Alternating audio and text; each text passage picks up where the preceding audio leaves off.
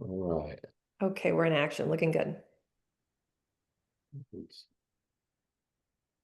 Well, thank you. I'm a little challenged with this technology. You think I'd have it straight by now, but thank you for the opportunity to speak to you. Um, do a little bit something different here. Talk about some of the ways that we here at Ducks Unlimited are looking at dealing with habitat management and wetlands in a changing climate and changing rainfall patterns. And with that, let's see, it's not letting me advance the screen.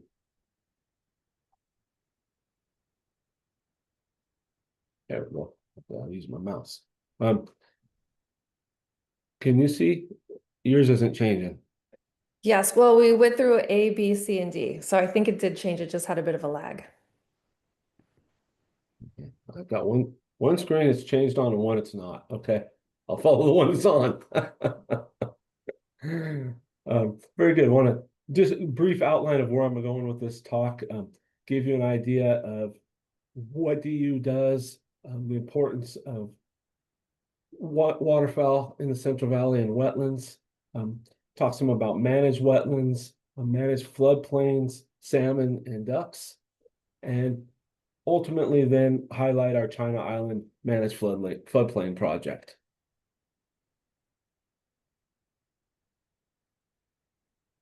So simple, what is Ducks Unlimited? For those that aren't familiar with Ducks Unlimited, we are an organization founded in the 30s by concerned duck hunters.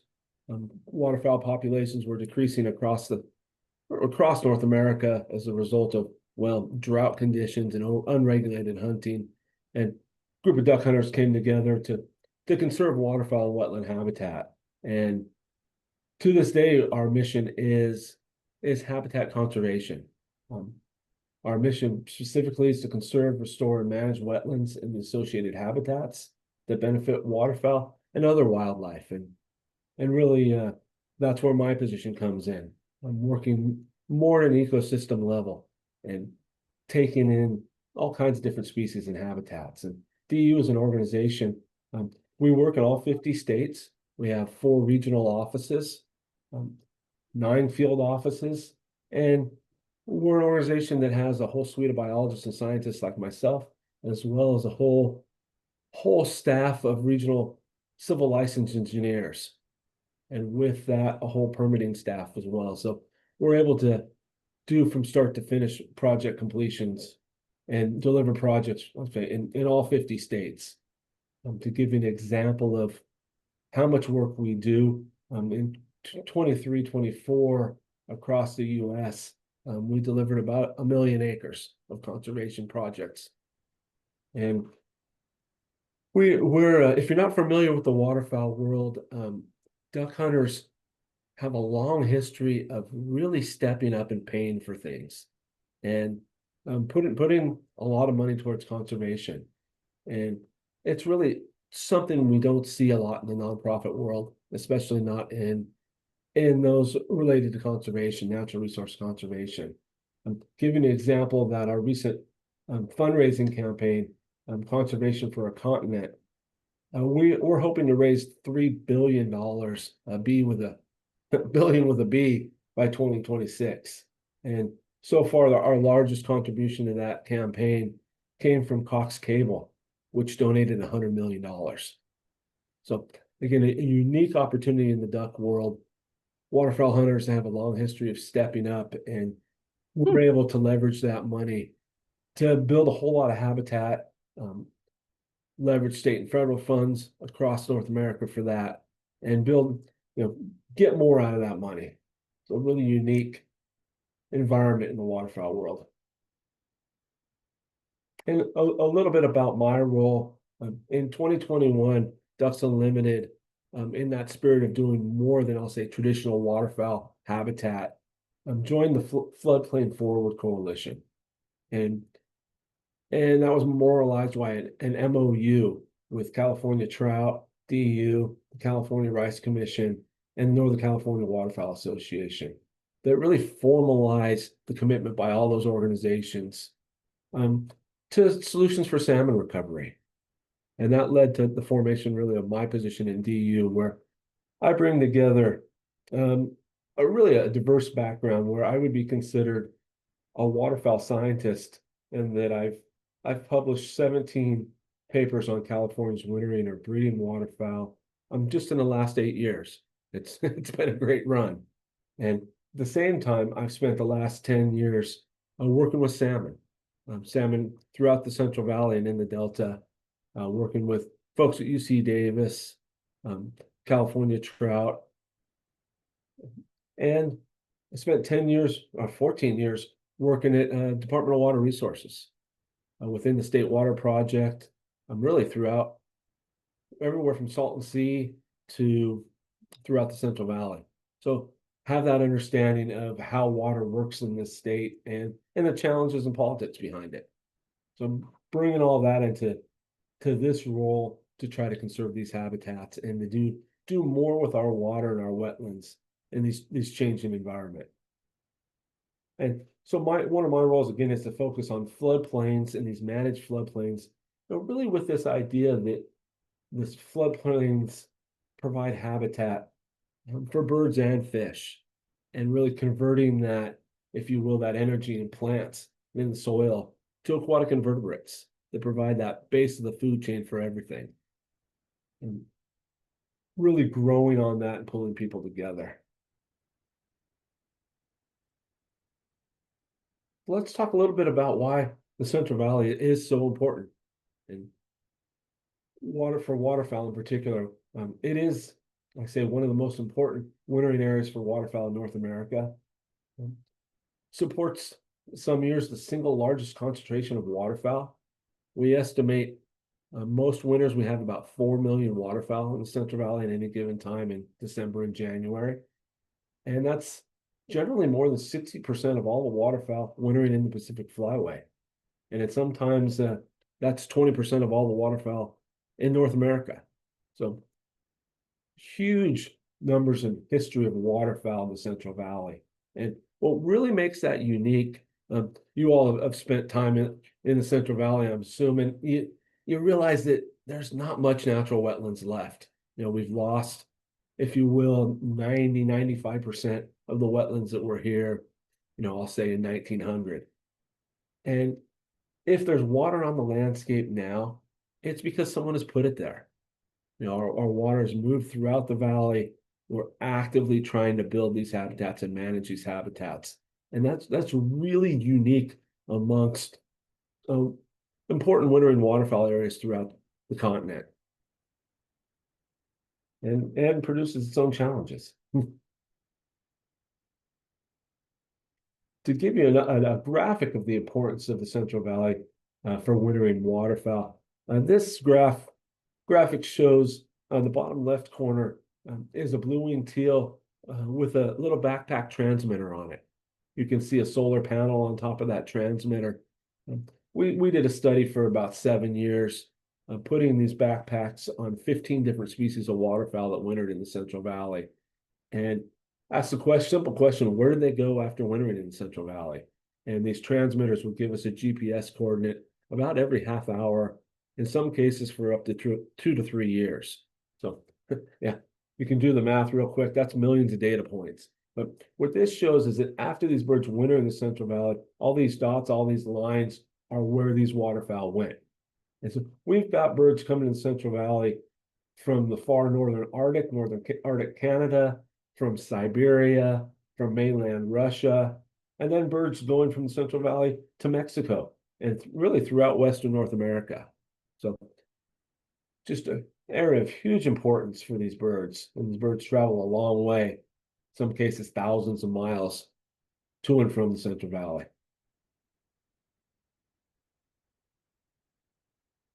And the Central Valley is not just important wintering waterfowl habitat, but also important habitat for breeding ducks. This graphic shows band recovery. So there's a band of what is the upper right-hand corner of my screen with a 1-800 phone number on it and a number on that band, a unique number. We put those bands on.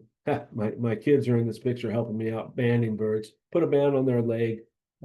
Most of the time we get returns from those bands from hunter shot birds but sometimes it's ranchers that find dead birds, sometimes it's vehicle strikes. But what this graphic shows is for birds breeding in the Central Valley, where those recoveries took place. And so you can see these ducks that breed in the Central Valley, breed in California, distribute all over North America. So again, just demonstrating the value of these habitats to these birds.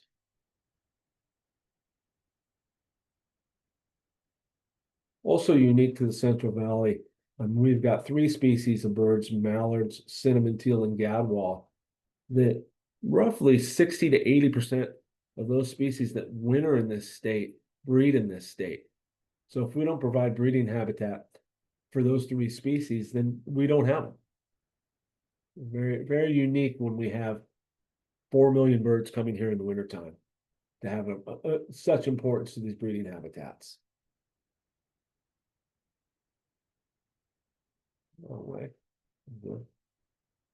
And a little history of how we got to where we're at now. In the 1980s, we saw a crash in wintering waterfowl populations. And this graph in the bottom corner is just for pintails, but it shows pretty well what happened. You can see in just pintails, we went from about 3.5 million down to about 500,000. A huge change in wintering waterfowl numbers. And as we looked at that, we were really at a point in time where we had a lot of increased demands on Central Valley water, increases in agriculture. We were starting to have diversions for fish and a whole lot more development, urban development, and couple that with drought. And really that formed what we recognize now as a real new era of habitat creation and habitat management in the Central Valley. We'll get it right one of these times. And really what I was fortunate to start my career during this period, and it was a time when we had a lot of money available through things like the North American Wetland Conservation Act, the NRCS Wetland Reserve Program, state and federal duck stamps. To go hunting, you have to buy waterfowl hunting, you have to buy a conservation stamp from the state and federal governments, and that money goes right back into habitat conservation. And this map shows these colored boxes are state and federal wildlife areas throughout the Sacramento Valley. And what we were able to do during that period is identify those areas, upgrade the habitat, really improve the management of those sites, and then build habitat and put conservation easements on areas adjacent to that. So a ton of work with a lot of willing landowners and a lot of money available. Really a unique time in our wetland conservation movement in the state. And during that time, we created more than 250,000 acres of managed wetlands. And when I talk about managed wetlands, you can see here, these are ponds, habitats that we're building. We're going in there, we're really changing the elevations, digging swales, putting islands, putting I won't call them really levees, more like check berms they're only 3-4 feet tall, 3-to-1 to 4-to-1 slopes on them, and then water control structures to move that water around areas. And we're largely talking about surface water, in some cases some groundwater, and then eventually that included CVPIA water and State Water Project water. So working with water districts, local water districts, to move that water around. So again, really these habitats are there because someone put them there and someone is actively managing them. And these managed wetlands are primarily managed for wintering waterfowl. And the hydrology for those wetlands, they're typically flooded up in September to October, and then kept flooded and drained in February and March in any given year, and really managed with an eye towards producing foods for wintering waterfowl, which is largely plants that grow in the summer, spring and summer, and in the early fall. And then when they're flooded, those seeds are available for waterfowl to eat and then that vegetation will provide structure for aquatic invertebrates. And then a much smaller amount of wetlands are managed for breeding waterfowl. And in some cases, those are these wintering waterfowl ponds that just hold water longer and they stay flooded until August. And in some cases, the best case scenario for breeding waterfowl, these are ponds that stay dry throughout the wintertime and then are flooded in March and drained in August. I'm really with an eye towards producing food, aquatic insects for baby ducks, and then cover to hide them. So we've got those types of different management actions out on the landscape. Again, highly managed water moving through a hole. In some cases, many ditches. In some cases, being pumped. In some cases, siphons are used, gravity flow. Some complex systems. And I'll introduce this idea. Really, these are what folks at UC Davis first coined as novel ecosystems. These aren't the same habitats that our native fish and wildlife evolved with, but really through this habitat management, enhancement, habitat creation, we can provide, if you will, the biophysical conditions that these animals need to not just exist, but to thrive. We can produce what we've done with waterfowl is take wetlands that historically might have had a very low food density, but were spread widely across the landscape. So they provided habitat for a lot of species to a much smaller amount of wetlands that have a much, much higher density of food and can provide for a much, much higher density of waterfowl. Just another way of keeping large numbers of animals out there in a smaller amount of habitat.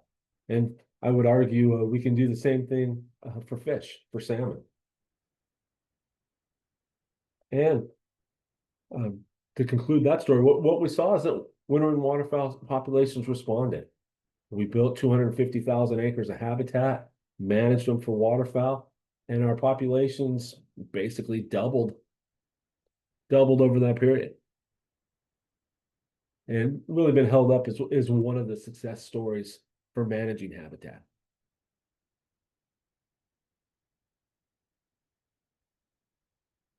I say that, but one of the things that didn't respond is our breeding ducks. And in this example, California mallards. Most of you probably know what a mallard is. It's on the surface, our most common duck, most widespread duck throughout the state. But its breeding population has been declining really since the mid-90s. And 2024 and 2025 were the lowest breeding count on record for the Central Valley. And that translates directly into lowering wintering populations because basically 60–70% of the state's wintering mallards are born in California. So we haven't done a good job of providing breeding habitat for mallards. We don't have as good a data for gadwall and cinnamon teal, but those are the other two big breeding species we have. And those populations appear to be declining with the little data we have. So one of our focuses from a conservation standpoint, I sit on the Central Valley Joint Venture, which is a migratory bird partnership. And our latest implementation plan highlights the need to provide these breeding habitats for breeding waterfowl and makes it a priority.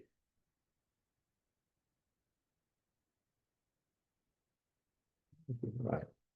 And one of the nice things with that, if you will, are out migrating juvenile salmon, our baby salmon who are returning to the ocean need the same foods basically that our breeding waterfowl need. Aquatic insects. They're both adapted to take advantage of really temporary flooding of upland vegetation that grows aquatic invertebrates. Feed in those habitats for fish, feed in those habitats, get back in the main channel of the river and head out. For ducks, move across the landscape, taking advantage of those really dense food sources, allow them to grow quickly and survive better. And so one of our goals is to try to mimic that landscape. We can't have huge floodplains in that extent, but through management, try to recreate that.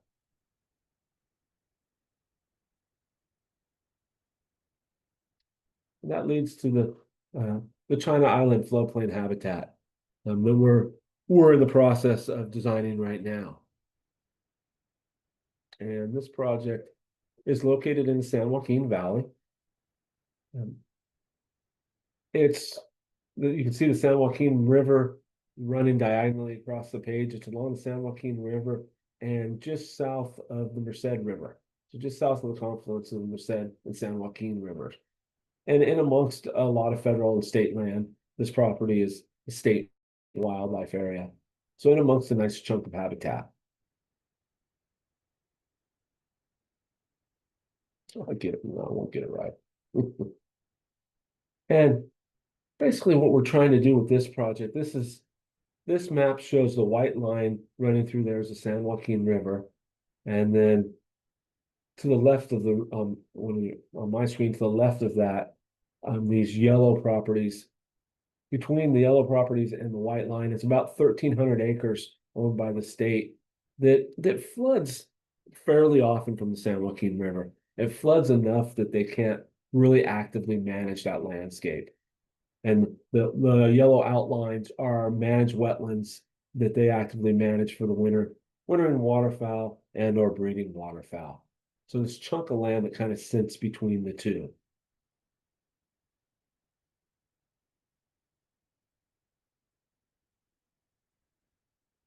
So really overall big picture, what we're looking to do is use these high water events on the San Joaquin River to create about 1,300 acres of wetland and riparian habitats.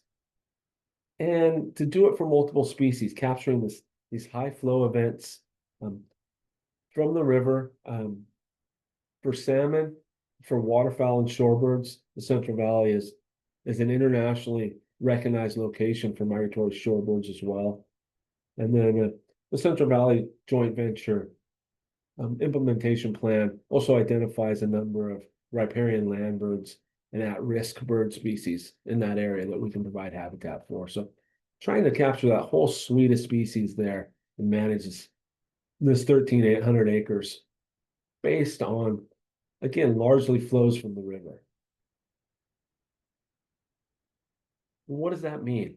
What we're doing right now is evaluating things like lowering the levees along the river, creating benched levees, installing weirs or other water control structures to allow high river flows to come into the area, direct where that water goes, control how much of it goes in and at what rate.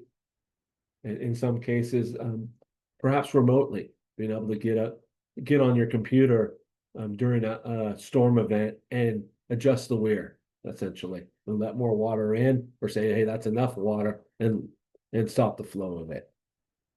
So looking at those different options and then say, how do we distribute these flood waters across the area to create a whole suite of habitats? And at the same time, keep those managed wetlands that are out actually there right now for wintering waterfowl in a functioning landscape for waterfowl. So bringing those all together. And really what we're doing for the fish perspective is based on work done by California Trout and UC Davis. And maybe some of you have seen this. It gets at this idea that really the food, these aquatic invertebrates, the two graphics, the one with the 3 jars of water and the fish come from a study along the Sacramento River and Neola Bypass, looking at flooding essentially rice fields or managed wetlands that are dry, flooding them, growing those aquatic invertebrates, and then dumping them into the Sacramento River at a time when fish are present. And for the study, we had fish in cages so we can measure their growth. And you can see these floodplain habitats, these flooded rice fields are managed wetlands where we're flooding again that upland vegetation to a depth of 8 to 12 inches, holding that water for 2 to 4 weeks, depending on temperature, depending on largely temperature, and growing a whole. You can see the floodplains are how much denser those aquatic invertebrates are. Just really growing that food. And the result for salmon is those floodplain fish, compared to the river fish or the canal fish, you can see how much bigger they are. And the results, actually, there's a study they're writing up right now, folks at UC Davis, showing that those bigger, I'll call them bigger, fatter fish, what you would hope is that their survival from the ocean and back is better. And in fact, it is. It's much higher than fish that don't eat those, that don't get that food subsidy. So if you can grow bigger, fatter fish, you're going to get a higher return rate. And I didn't cite the study here, but there's the same sort of study that's been done with mallards and mallard ducklings. And really, if you can create those habitats, mallard ducklings grow bigger, stronger, and their survival is much, much higher than in the traditional breeding pond habitats. One of the challenges for ducks is all the eggs basically hatch at once, and the ducklings go to the water. Well, they're very susceptible that first 4 or 5 days of life to all of them dying. They're just, they don't have any life experience, and total brood loss is very high. And when they can get to these habitats that have a lot of aquatic invertebrates, they grow big and strong very quickly, and their survival is much, much higher. So trying to pull all these things together in this habitat design.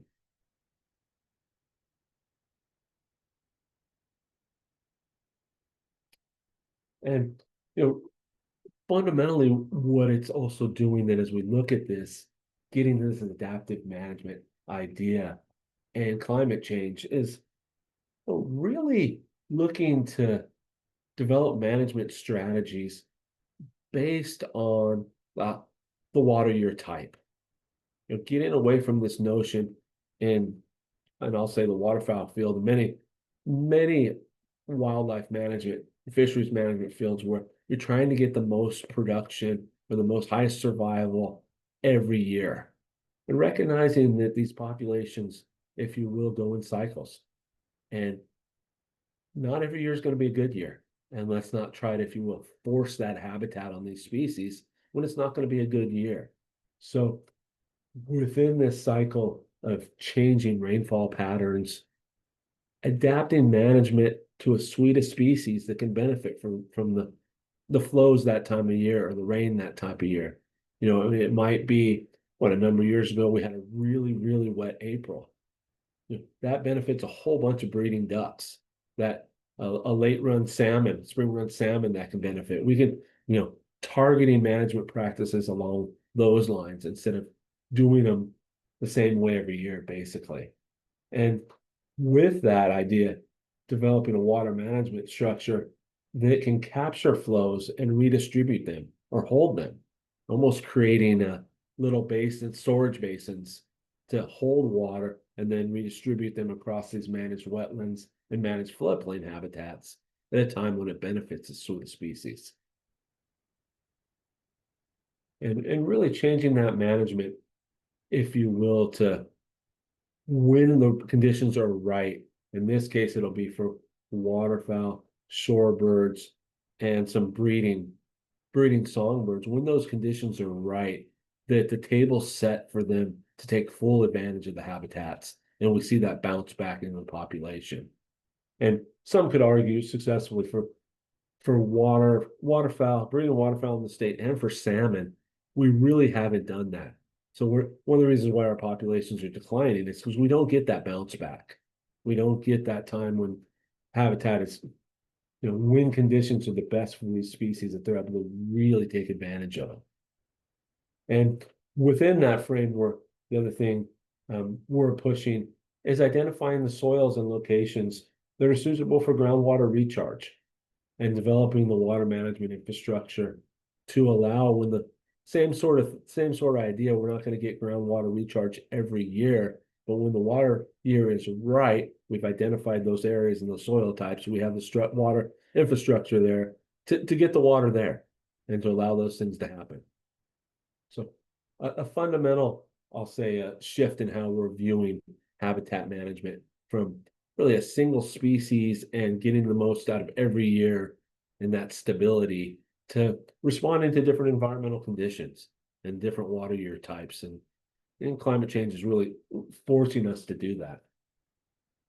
So a fundamental change in how we're looking at that. And that's what I wanted to introduce to you and then open it up to questions. So thank you. Cliff, thank you very much. Folks, we'll invite you to use a raise hand feature or the chat if you have any reflections or any follow-up questions or comments for Cliff. And while folks are thinking about that, just if we could go back, oh, nice rounds of applause. If we could go back kind of towards the beginning, there was a slide early on with the bird migration tracking. There was just a color on what the pink versus blue is. And so maybe we could take a closer look at that together and then invite Um, some other I should questions have, in chat. the pink were geese. The pink Geese or were geese? ducks. Geese or ducks. Okay. Yeah. Yeah, sorry, that was not highlighted. Good catch. I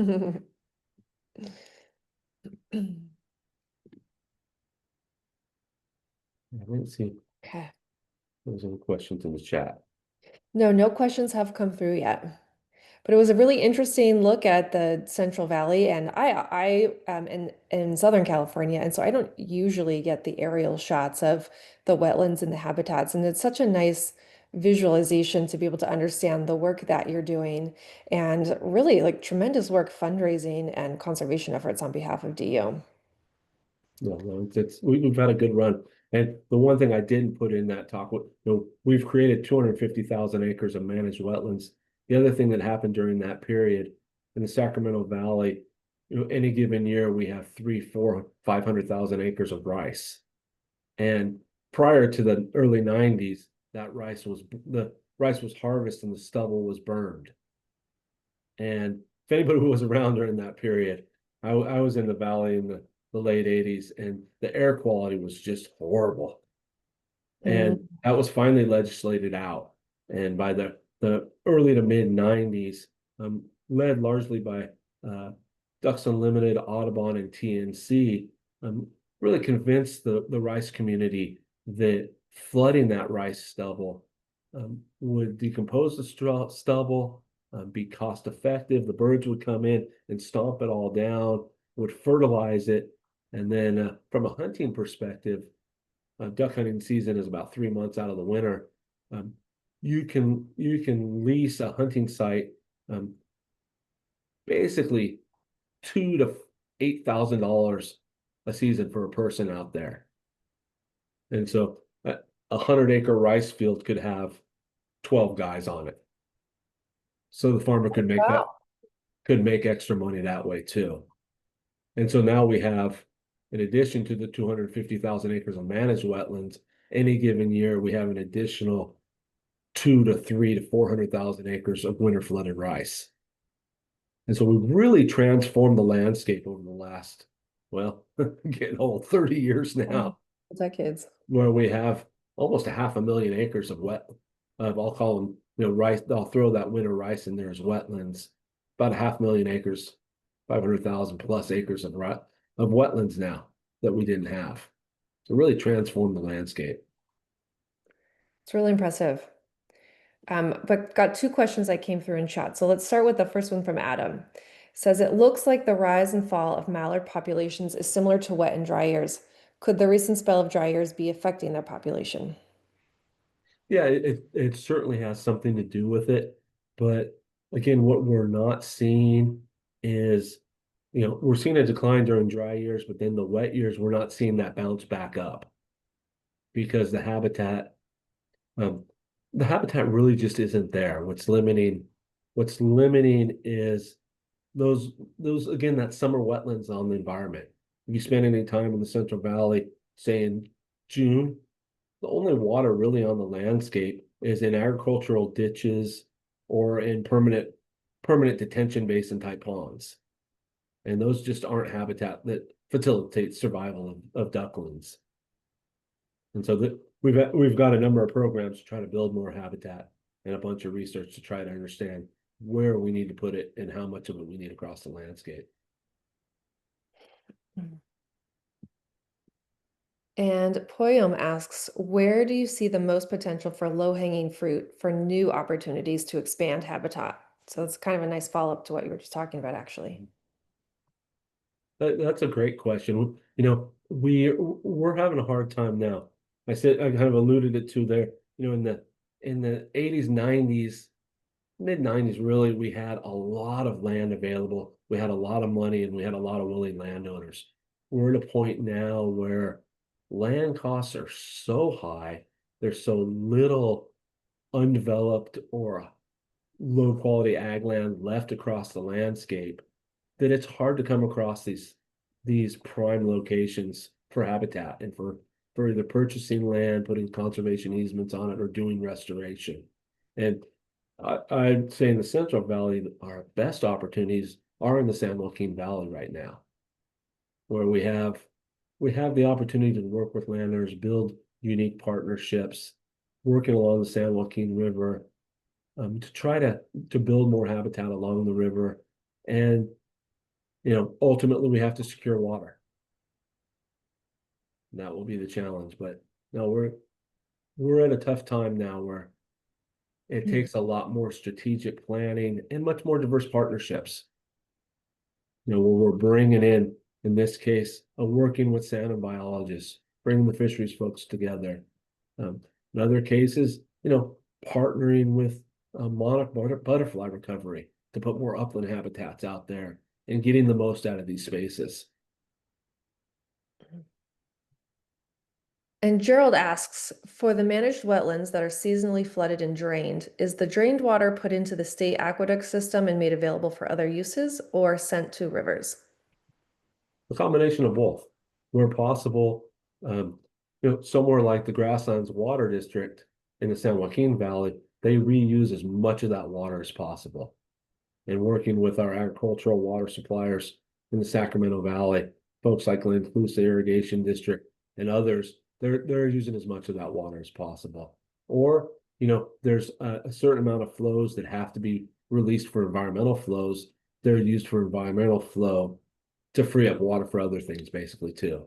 So the combination of both. Right. Like I say, we're trying to diversify that and get things like groundwater recharge on the top of everybody's list too. Mm-hmm. And really mapping those soils and understanding those locations where we can do those things. I think there's a lot of complementary work that's starting to get done across the state as well. Shameless plug, some of that will be discussed at the upcoming forum event, Hmm. looking at the geology and where there are better places to conduct such recharge. Very good. See, let's give it another minute or two, see if any other questions come through for Cliff in chat. Any other key takeaways that you wanted to leave us with, Cliff, while we wait to see if any questions come through?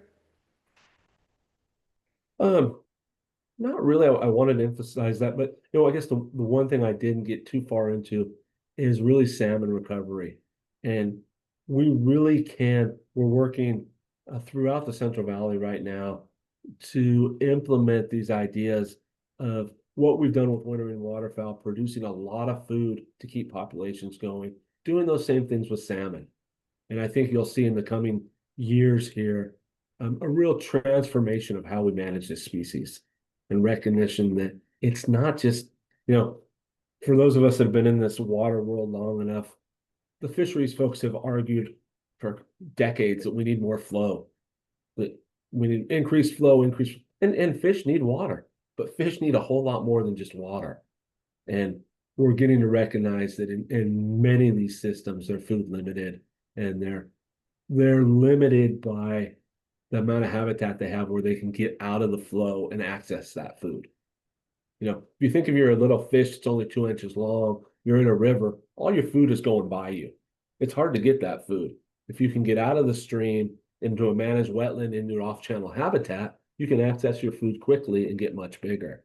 So I'm looking forward to seeing that transformation and how we manage these habitats and then ultimately that water and how Mhm. we collaborate more effectively with some of those things that you just mentioned, Megan. That's great. Camera says, just as a follow-up, I was thinking this, Camera, the state's multi-benefit land repurposing grant program is funding pilot projects in the Central Valley. This might provide opportunities for partnerships for floodplains, wetlands, habitat projects. Ah, hi, Yep, KMR. MLRP, or M, not MLRP. Yeah, I'll tell you. Landry, yes. I'd expect I've that been question. swimming in acronyms, I feel like the last couple of days. Yeah, we're actively working with Audubon in the San Joaquin Valley, as well as river partners to look at some of those things and see where we can do some of that. Cool. Well, it sounds like there's some exciting potential for partnerships, and I was really impressed by that little fact that you shared kind of off the cuff about the transition of rice plains or flooding the rice plains, and kind of thinking about that management holistically. And I don't know, it's really great. Well, lots of opportunity to again take what we've learned in the waterfowl world for active management. That we can manage these habitats for a whole suite of special status species and get a lot more out of them and get creative with agricultural partners. Indeed.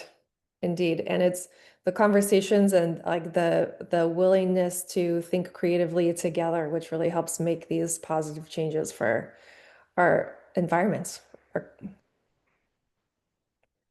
Well, excellent, Cliff. I am not really seeing anything else coming through in chat, and we're almost out of time. We're coming up close to it. So maybe we'll just take a couple extra minutes back from our lunch break and say thank you for today's presentation. I will, um, trim this, clean it up, and post it to the floodmar.org website. Probably by next week or so. It takes me about a week to do it, and then we'll send out the link to everyone and you can revisit it at your leisure. It's great. Thanks, Cliff. Thank you everyone for joining us this afternoon. Happy October. Happy fall. Yeah, indeed. Thank you. Thank you for the Enjoy the opportunity. change of colors. We'll see you all again soon.